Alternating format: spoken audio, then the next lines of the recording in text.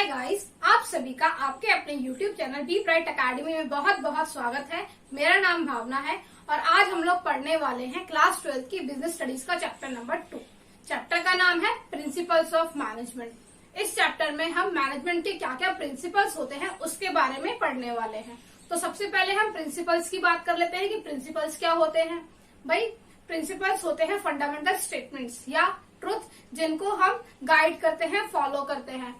अब देखते हैं हमारे डेफिनेशन को। Principles of management are broad and general guidelines. Broad means ज्यादा बड़ी और जनरल गाइडलाइन है principles of management for decision making. Management का काम क्या होता है? डिसीजन मेकिंग का होता है। एंड बिहेवियर ऑफ मैनेजर्स, और मैनेजर किस सिचुएशन में किस हिसाब से बिहेव करेंगे उसके बारे में भी हमको प्रिंसिपल्स ऑफ मैनेजमेंट बताती है। अब एक और है फेमस हमारे हेनरी फ्योल, उन्होंने भी एक डेफिनेशन दी है प्रिंसिपल्स ऑफ मैनेजमेंट की, उसे भी देख लेते हैं। Principles of management are the universal nature. जो प्रिंसिपल्स ऑफ मैनेजमेंट है वो यूनिवर्सल नेचर के हैं। क्यों? क्योंकि वो हर जगह एप्लीकेबल होते हैं, हर कोई इनको फॉलो करता है। And apply to every type of organisation, और हर टाइप के ऑर्गेनाइजेशन में ये यूज होते हैं, चाहे वो किसी भी टाइप की हो, किसी भी फॉर्म की हो, उसमें कोई फर्क नहीं पड़ता है। अब ये हेनरी फ्योल है कौन?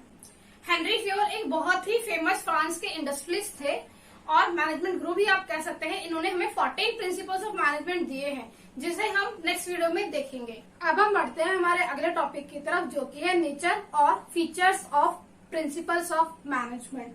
कि नेचर क्या है प्रिंसिपल्स ऑफ मैनेजमेंट का, या प्रिंसिपल्स ऑफ मैनेजमेंट के फीचर्स क्या है। बेसिकली इसके 7 फीचर्स हैं, हम एक एक करके सबको देखते हैं। सबसे पहला है यूनिवर्सल एप्लीकेबिलिटी। मतलब प्रिंसिपल्स ऑफ मैनेजमेंट जो होते हैं वो यूनिवर्सली एप्लीकेबल होते हैं, मतलब हर जगह पर एप्लीकेबल होते हैं, चाहे वो बिजनेस की एक्टिविटी हो, चाहे वो नॉन बिजनेस की एक्टिविटी हो, चाहे वो किसी भी टाइप की ऑर्गेनाइजेशन हो, हर जगह पर प्रिंसिपल्स ऑफ मैनेजमेंट फॉलो किए जाते हैं। इसलिए यहाँ पर मैंने लिखा भी है equally applicable in all spheres, मतलब हर जगह पर एप्लीकेबल होते हैं, बिजनेस एक्टिविटीज में और नॉन बिजनेस में। कोई फर्क नहीं पड़ता कि वो कौन सी चीज है, लेकिन हर जगह प्रिंसिपल्स ऑफ मैनेजमेंट यूज होते हैं। सेकेंड है हमारा जनरल गाइडलाइन। जो प्रिंसिपल्स ऑफ मैनेजमेंट होते हैं ये जनरल गाइडलाइंस है। ये एक हार्ड एंड फास्ट रूल नहीं है कि हाँ आपको 100% ये एप्लीकेबल वैसे ही करना है। ये सिर्फ आपको एक तरीका बताते हैं कि इसको ऐसे किया जा सकता है। जरूरी नहीं है कि आप एग्जैक्टली वैसे ही करो, आप उसको सिचुएशन के हिसाब से मॉडिफाई भी कर सकते हो। तो ये जनरल नेचर के होते हैं और can not be applied strictly exactly same. आपको अप्लाई करने की जरूरत नहीं है क्योंकि टाइम चेंज होता है तो मैनेजमेंट को करने का तरीका भी चेंज हो जाता है। नेक्स्ट है हमारा found by practice and experiment. Found by practice and experiment का मतलब क्या? भाई, जो प्रिंसिपल्स ऑफ मैनेजमेंट है वो बहुत ही सालों की प्रैक्टिस की वजह से आए हैं। पहले लोगों को प्रॉब्लम महसूस हुई, फिर उस प्रॉब्लम को एनालाइज किया गया अच्छे से और पता किया गया कि इसको कैसे सॉल्व किया जा सकता है, फिर उसका सॉल्यूशन आया। इस प्रोसेस में बहुत ज्यादा टाइम लगा और इसलिए हम कह सकते हैं जो प्रिंसिपल्स ऑफ मैनेजमेंट है वो प्रैक्टिस से और एक्सपेरिमेंट से डेवलप होकर आए हैं। नेक्स्ट है हमारा फ्लेक्सिबिलिटी। फ्लेक्सिबिलिटी मतलब मैंने आपको थोड़ी देर पहले ही बोला कि प्रिंसिपल्स ऑफ मैनेजमेंट होते हैं जो जनरल गाइडलाइंस होते हैं। ये फाइनल ट्रूथ्स नहीं होते, जरूरी नहीं है आप एग्जैक्टली वैसे ही मैच करोगे, और प्लस टाइम के हिसाब से ये चीजें चेंज भी होती रहती हैं। और इसकी वजह से जो ओल्ड प्रिंसिपल्स होते हैं वो अल्टर हो जाते हैं, मतलब चेंज हो जाते हैं हमारे, और जो न्यू प्रिंसिपल्स है वो प्रोपाउंड होते हैं, यानी कि न्यू प्रिंसिपल्स बन जाते हैं। आपने देखा होगा मैंने एक दो जगह पर कुछ दूसरे वर्ड्स लिखे हैं जो कि आप नॉर्मल लैंग्वेज में यूज नहीं करते हो। ये मैंने जानबूझ के लिखे हैं क्योंकि हर एक सब्जेक्ट की एक पर्टिकुलर लैंग्वेज होती है। अगर आप उसे कुछ कीवर्ड्स को पकड़कर अपने आंसर शीट्स में लिखेंगे एग्जाम टाइम पे तो आपके मार्क्स डेफिनेटली ज्यादा आएंगे। तो आपको कॉन्सेप्ट को समझने के साथ साथ कुछ कीवर्ड्स को भी कैच करना जरूरी है ताकि आप उनको उसी हिसाब से लिखो और आपके मार्क्स आप अच्छे से लेके आ पाओ। प्लस मैंने हर जगह पर प्रेजेंटेशन के फॉर्म में एक फ्लो चार्ट बना के दिया है, प्लस उसके अंदर कुछ पॉइंट्स भी लिखे ताकि अगर आप सिर्फ इससे भी गो थ्रू कर लेते हो तो आप खुद से एक पूरा का पूरा पैराग्राफ भी उसके बेसिस पे बना सकते हो, आपको प्रॉब्लम नहीं आएगी। ये आपकी मेन हेडिंग्स हो जाएंगी और जो नीचे वाला होगा उन पैराग्राफ का मैटर हो जाएगा। अब हमारा नेक्स्ट फीचर है मेनली बिहेवियर। मतलब क्या? जो प्रिंसिपल्स ऑफ मैनेजमेंट होते हैं वो मेनली बिहेवियर के ऊपर डिपेंड करते हैं कि किसका कैसा बिहेवियर है, उसको कैसे हैंडल किया जाना चाहिए। ये हमें प्रिंसिपल्स ऑफ मैनेजमेंट ही बताते हैं। तो ये डायरेक्टली कंसर्न होते हैं ह्यूमन बिहेवियर से, क्योंकि बिहेवियर हम किसका देख रहे हैं? ह्यूमन का। हम मैनेज किसको कर रहे हैं? ह्यूमन को। तो यहाँ पर जो हमारी मैनेजमेंट होती है उसका एक बहुत बड़ा रोल प्ले होता है कि वो क्या करे कि वो हर जगह पर मतलब ऑर्गेनाइजेशन के लेवल पे जितने भी ऑर्गेनाइजेशन के लेवल है हर जगह पर हर लेवल पर एक अच्छा खासा बैलेंस क्रिएट करके रखे। सब लोग आपस में बहुत ही अच्छे से रिलेशनशिप मेंटेन करके रखे और इजीली सबकी हेल्प करे और काम करे साथ में मिलकर।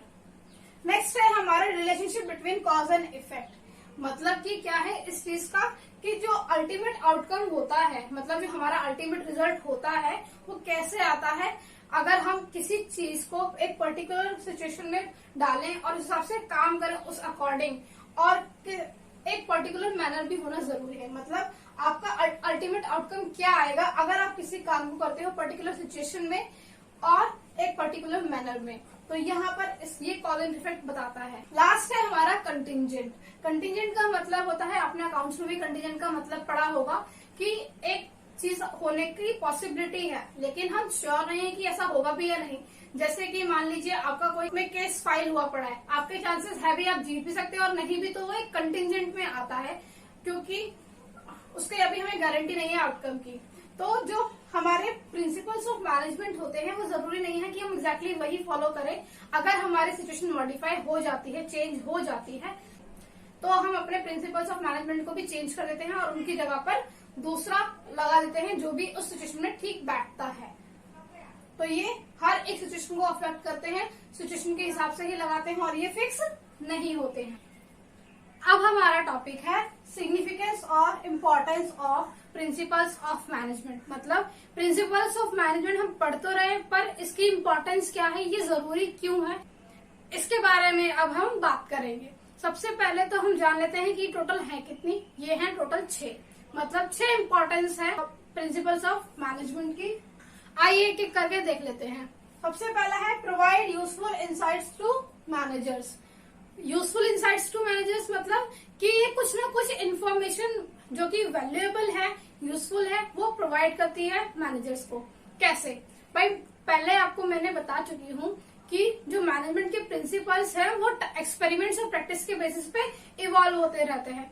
मतलब कि कोई भी सिचुएशन आती है, काफी सारी सिचुएशंस पहले से हो चुकी होती हैं और उसे किसी न किसी मैनेजर ने कभी ना कभी तो हैंडल किया ही होता है। तो जो सिचुएशन सेम होती है तो उसमें आप बेटर है कि आप खुद से नया एक्सपेरिमेंट करने से अच्छा है कि आप जो ऑलरेडी उस सिचुएशन को हैंडल कर चुके थे अच्छे से उनसे हेल्प ले लो, उनसे गाइड ले लो। उन्होंने उस सिचुएशन को कैसे हैंडल किया था, कैसे सॉल्व किया था, आप उनसे हेल्प ले सकते हो। उससे क्या हुआ, एक तो आपको अच्छी इन्फॉर्मेशन मिल गई, प्लस आपका टाइम भी बच गया, आपके रिसोर्सेज भी बच गए क्योंकि आपने उनका बस गाइडेंस लिया कि इस सिचुएशन को कैसे सॉल्व किया जाएगा, आपने उसको अप्लाई किया अपनी करंट सिचुएशन में और अपने मैटर को सॉल्व कर लिया। तो ये बहुत ही एक यूजफुल इंसाइट हो जाती है हमारे लिए। नेक्स्ट है हमारा optimum utilisation of resources and effective administration. जो हमारे बिजनेस ऑर्गेनाइजेशन होते हैं उसमें क्या क्या चीजें इंपॉर्टेंट होती हैं।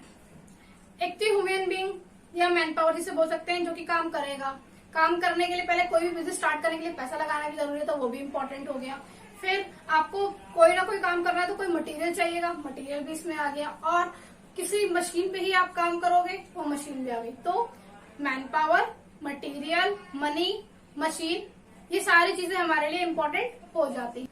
अब मैनेजमेंट का काम क्या होता है कि वो सभी रिसोर्सेज का, ये जो सारे रिसोर्सेज मैंने अभी आपको बताए हैं, इनका ऑप्टिमम यूटिलाइजेशन करे, बेस्ट से बेस्ट यूज करे ताकि वेस्टेज मिनिमम से मिनिमम हो या ना हो। इससे हमारे ऑर्गेनाइजेशन को बेनिफिट होगा, हमारी वेस्टेज कम होगी तो हमारी कॉस्ट भी कम आएगी और बेटर चीजें निकल कर आएंगी। तो ये हमारा सेकेंड पॉइंट हो गया। इसके बाद है साइंटिफिक डिसीजन। जो मैनेजमेंट होती है वो साइंटिफिक डिसीजंस लेती है प्रिंसिपल्स के बेसिस पे। जब मैनेजर्स को ट्रेनिंग प्रोवाइड कर दी जाती है तो वो भी एक साइंटिफिक और बैलेंस डिसीजन ले सकते हैं। हमारी रूटीन एक्टिविटीज अच्छे से मैनेज होती हैं और अच्छे से चल पाती हैं। तो ये उसकी बात कर रहा है। नेक्स्ट है हमारा मीटिंग चेंजिंग एनवायरमेंटल नीड्स। हमारा जो बिजनेस का जो बिजनेस ऑर्गेनाइजेशन का जो इन्वायरमेंट होता है वो कॉन्टिन्यूसली चेंज होता रहता है और बहुत ही रैपिडली चेंज होता रहता है, बहुत ज्यादा जल्दी चेंज होता है। और डेली बेसिस पे नई नई टेक्नोलॉजीज आती रहती हैं। तो ये बहुत इंपॉर्टेंट हो जाता है बिजनेस ऑर्गेनाइजेशन के लिए कि वो अपने एनवायरनमेंट जो चेंज हो रहा है बहुत ही रैपिडली, उसके साथ कोप अप कर पाए, अच्छे से अपनी रिक्वायरमेंट्स को मीट कर पाए और अपने आप को अप टू डेट रखे ताकि वो मार्केट के अंदर रह पाए। नोकिया ने अपने आप को अपडेट नहीं किया था, इसलिए वो मार्केट से आउट हो चुका है कब का, क्योंकि हर जगह टच स्क्रीन आना स्टार्ट हो गया था, लेकिन नोकिया अपने कीपैड पे ही रेडी था, वो टच चलाने के लिए रेडी नहीं था। तो आज की डेट में नोकिया को बहुत कम लोग पूछते हैं या फिर ना के बराबर ही पूछते हैं। अब सिर्फ स्मार्टफोन्स का जमाना है जिसमें टच स्क्रीन होती है, तो इसीलिए अपने आप को चेंज करना बहुत जरूरी है एनवायरनमेंट की नीड के हिसाब से। नेक्स्ट हमारा आता है fulfilling social responsibility. Social responsibility कैसे भाई, मैनेजर अगर सारी चीजों का यूटिलाइजेशन अच्छे से करेगा, बेस्ट यूटिलाइजेशन करेगा, तो क्या होगा, आपकी कॉस्ट कम से कम आएगी। अगर आपकी कॉस्ट कम से कम आएगी तो कंज्यूमर्स को या फिर आपके कस्टमर्स को और सोसाइटी को आपके प्रोडक्ट्स अच्छे प्राइस पे मिलेंगे, बेस्ट प्राइस पे मिलेंगे, कम से कम प्राइस होगा और जो उनकी क्वालिटी होगी वो भी अच्छी होगी। तो इसीलिए यहाँ पर भी हमारे मैनेजमेंट की जरूरत पड़ती है। प्रिंसिपल्स ऑफ मैनेजमेंट यहाँ पर बहुत हेल्प करते हैं। नेक्स्ट इज हमारा management training, education and research.